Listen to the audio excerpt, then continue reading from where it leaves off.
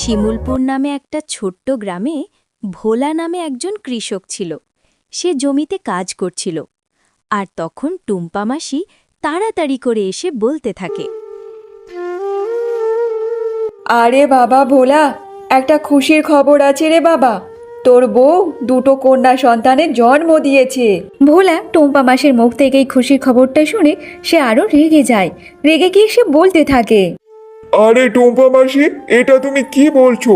আমি কখনোই আমার মেয়ে চাইনি। আর আমার দেখে দেখে দুটোই মেয়ে হতে হলো কেন? একটা ছেলে জন্ম দিলে কি হতো? আমি আমার মেয়ে চাই না, আমি ছেলে চাই, ছেলে। আরে বাবা ভোলা, তুই বাবা এত রেগে কেন যাচ্ছিস বলতো? মেয়েরা তো ঘরের লক্ষ্মী হয়। আর তোর যে দুটো দুটো ঘরের লক্ষ্মী এসেছে, এতে তো তোর আনন্দ হওয়ার কথা রে বাবা। তুই কিন্তু থাক থাক মাসি, তোমাকে অত আমার উপদেশ দিতে হবে না। এবার আমি দেখছি যে আমি কি করব না করব, সেটা আমার ওপর ছেড়ে দাও মাসি। তারপর ভোলা টুম্পা মাসির কোনো কথা না শুনে তাড়াতাড়ি বাড়িতে থাকে। অন্যদিকে রূপা মমতা ভরা চোখে তার দুই মেয়েকে দেখতে থাকে, কারণ সে খুব খুশি হয়েছিল, কারণ সে প্রথমবার মা হয়েছিল। জানিস তো মা, তোরা দুজন আমার কাছে এসেছে, আমি যে অনেক খুশি। আর তোরাই আমার কাছে এসে আমার পরিপূর্ণ করলি রে মা। সত্যি আমি তোদেরকে সব সময় আগলে রাখবো রে মা। আর তখন সেখানে ভোলা চলে আসে। রূপা, এই রূপা, এটা তুই কি জন্ম দিয়েছিস? আমি তো তোকে বারবার বলেছিলাম যে আমি মেয়ে চাই না, মেয়ে চাই না, আমি একটা ছেলে সন্তান চাই। আর তুই কি না দুটো দুটো মেয়ে সন্তানের জন্ম দিলি? না, আমি এই মেয়েকে কখনো মেনে নেব না। আরে এইসব তুমি কি বলছো? ছেলে হোক কিংবা মেয়ে হোক, সেটা আমরা কি করে জানবো?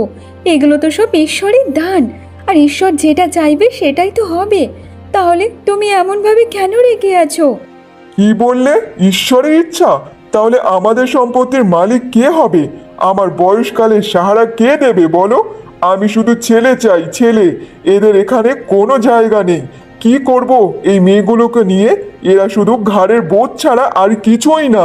এদেরকে আমি এই বাড়ি কখনো রাখবো না। শোনো তো, তুমি একটু শান্ত হয়ে যাও। এমনভাবে উত্তেজিত হয়েও না। ওরা যে তোমারও তো মেয়ে, তোমার নিজের সন্তান। ওরা যে আমারও মেয়ে। এখন ওরা দুধের শিশু। তুমি ওদেরকে নিয়ে কোথায় রাখবে বলো তো? এমনটা করো না, একটু শান্ত হয়ে যাও, শান্ত হয়ে যাও। ভোলা এতটাই রেগেছিল যে তার দুই সন্তানকে কোলে করে নিয়ে সে বাড়ি থেকে বেরিয়ে পড়ে। একবারও সে রূপার দিকে তাকায়নি। রূপা অনেকবার বোঝায়, সে বোঝেনি। আমার কথাটা একবার শোনো, নিয়ে যেও না ওদেরকে, ওদেরকে নিয়ে যেও না। আমার কাছে দিয়ে দাও, আমি ওকে মানুষ করব। নিয়ে যেও না। ভোলা এতটাই রেগেছিল যে তার দুই কন্যা সন্তানকে নিয়ে গ্রামের বাইরে যেখানে নোংরা জিনিসপত্র ফেলায় সেখানে তাদের রেখে দেয়, আর সে সেইখান থেকে চলে যায়। এমনভাবে বেশ কিছুক্ষণ কেটে যায়, আর সেইখান দিয়ে কেশবপুর গ্রামের এক কাঠুরে আর তার স্ত্রী যাচ্ছিল। তাদের নজর সেই দুই বাচ্চার দিকে পড়ল। আরে ওটা আমরা কি দেখছি? এ তো দুটো বাচ্চা ওখানে, কিন্তু এমনভাবে এখানে কি করে পড়ে আছে? তারা সেই দুই বাচ্চাকে দেখে অবাক হয়ে যায় আর বলতে থাকে, দেখো, আজকালকে দিন পড়ে গেছে। মেয়ে হয়েছে বলে রাস্তায় ফেলে দিয়ে গেছে, কিন্তু মেয়েরা তো ঘরের লক্ষ্মী হয়। সেটা কেন বোঝে না বলো তো সবাই? আরে আরে আরে, এই বাচ্চাগুলোকে দেখে তো আমার নিজেরই কষ্ট হচ্ছে। দেখো, তারা কেমনভাবে কত সুন্দর এখানে খেলা করছে। আর কার এতটা নিষ্ঠুর মন বলো তো? এই বাচ্চাগুলোকে এখানে রেখে চলে গেছে। তাদের কি মন একবারও কাঁদলো না নাকি? তারা বাচ্চা দুটোকে খুব মায়ায় পড়ে যায়, আর সে বলতে থাকে, শোনো, আমি বলছিলাম যে কি, আমাদের তো 13 বছর বিবাহ হয়ে গেছে, কিন্তু এখনো পর্যন্ত কোনো সন্তানের মুখ দেখতে পাইনি। আমরা যদি এই বাচ্চা দুটোকে আমাদের সাথে বড় করি, আমরা যদি ওকে মা বাবার ভালোবাসা দিই, তাহলে কেমন হবে বলো তো? আমাদের তো সন্তান নেই, আমরা ওকে সন্তানের মতো করে বড় করব।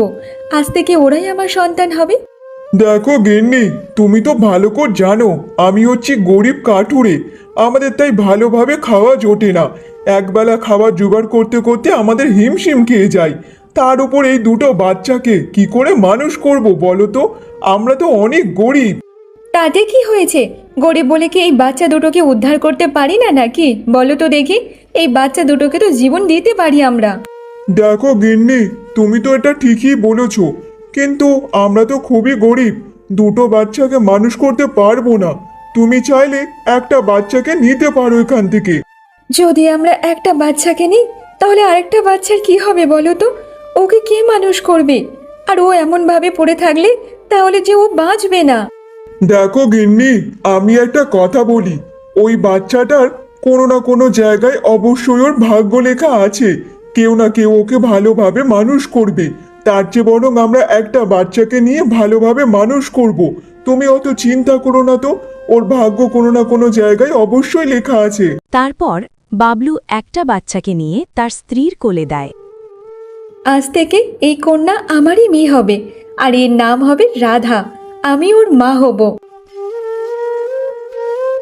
তারপর বাবলু ও চামিনী বাচ্চাটাকে নিয়ে বাড়ি চলে যায়। এমনভাবে বেশ কিছুক্ষণ কেটে যায়, আর ওই রাস্তা দিয়ে কেশবনগরের জমিদার ও তার স্ত্রী যাচ্ছিল। আর যেতে যেতে তাদের নজর ওই বাচ্চার দিকে যায়।